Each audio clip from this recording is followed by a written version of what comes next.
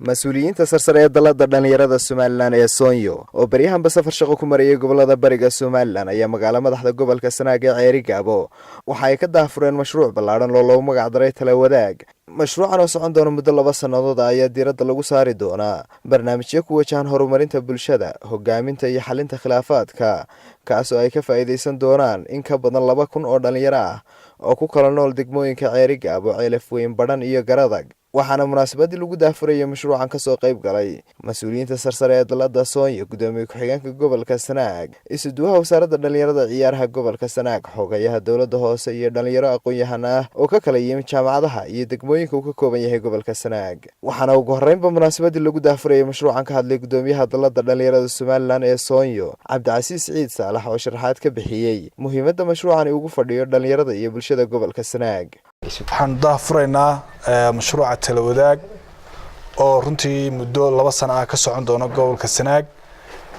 waxaa mashruucan ka qayb gali doona degmooyinka Badhan, Ceelaf Weyn, Garadag iyo Ceerigaabo.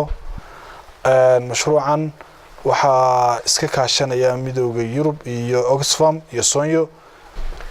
mashruucan dhalinyarada ka faa'iideysan doontaa waxay ka faa'iidi doontaa inay barato hogaaminta tolmoon, khilaaf xalinta iyo in dadku isi saaro xil isi saarid oo ay ka qayb qaataan mas'uuliyadaha saaran dhalinyarada, haday tahay nabad sugidda, haday tahay horumarka ijtimaaciga ah ee kala duwan. aad iyo aad baan u faraxsanahay.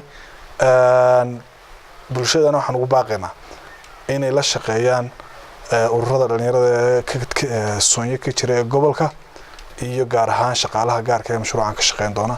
waxa iyaguna halkaasi ka hadlay isuduwaha wasaaradda dhalinta iyo ciyaaraha gobolka Sanaag iyo xogayaha dowladda hoose ee degmada Ceerigaabo. waxay tahay maanta farxad weyn maalin qaali kulli xagga ay ka tahay kulmada noocan oo kale ayaanu eegin Soonyo oo baldhaxdeennana aan isku tashano. waad ku mahadsantihiin sida wanaagsan aad uga soo qayb gasheen hawsha wanaagsan aad wadaan aanu ka faa'iideysano. gudoomiye ku-xigeenka gobolka Sanaag Ismaaciil Cabdi Xasan oo isna munaasabadii lagu daafurayay mashruucan ka hadlay ayaa dalada dhalinyarada ee Soonyo uga mahad celiyay mashruucan ay daafurayso. aad iyo aad baan u faraxsanahay run ahaantii dalada Soonyo madaxdeedii ugu sarreysay Somaliland oo maanta nala joogta gobolka Sanaag, iyaga oo inoo furay mashaariic ay ardayda dhalinyarada reer Sanaag maskaxdooda ku kobcinayaan, iyagoo ka saaraya waxa wanaagsan la faraya.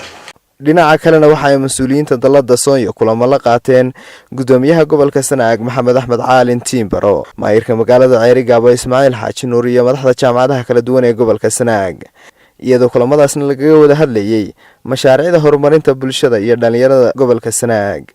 Wayoonis Axmed Saalax, Universal TV, Ceerigaabo.